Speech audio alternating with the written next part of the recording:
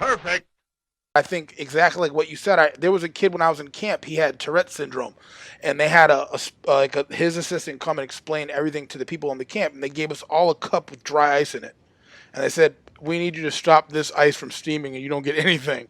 So that was the perspective they kind of put to everybody, where it was Yeah, like, yeah, you couldn't stop it, could you? Well, that's yeah, what it's like for him to be acting on his emotions, and I just think that you know it really is going to come to people wanting to open their eyes to learn as much as you want to teach. And when it comes to that point, we'll be, a better country, let alone a better school system. yeah, I agree, and that's why, we really are going to we pride ourselves on being a training hub. I mean, we want our teachers to stay with us, we want our staff to stay with us, but at the end of the day, if we can teach them how to better educate children with autism, and then they go out and into the public school system, or they go open their own school, I mean, that's just one more person that's out there that knows how to help, and so we want to be a training facility. We want to invite people in to be able to come in and see how we do things and learn from that, and hopefully one day be able to go out and consult with different school districts to go into their programs and help better them and help better the teachers as well.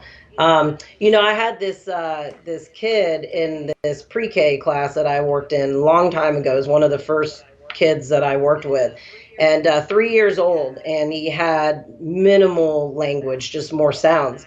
And his mom wanted him to communicate. She wanted to give him a voice because he had a lot of behaviors. He couldn't ask for things that he needed, things that he wanted. So she started doing the PEX program, which is the Yep. picture exchange communications.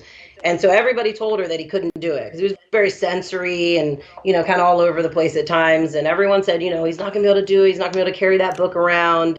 And so, anyways, she spent probably about 6 months on just basic. I want Pop Tart, I want Cheez-Its, I want to eat, I want to drink. And so he started bringing the book to school. Well, it was when I was sick, and so I was out for a few weeks, and so I didn't see him. And one first day I came back, I walked in, and this kid, 3 years old now, nonverbal, with his PEX communication book, hasn't really used it for too much other than asking for food and drinks.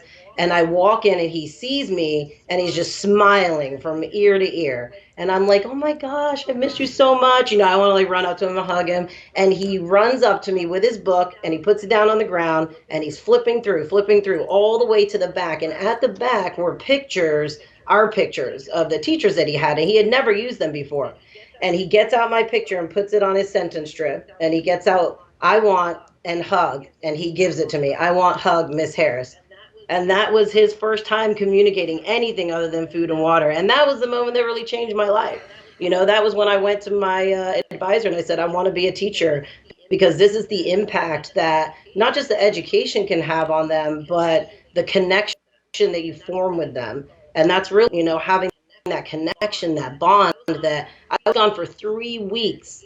And, this amazing little boy, he remembered me, he loved motivation for him to communicate. Yeah, that's awesome.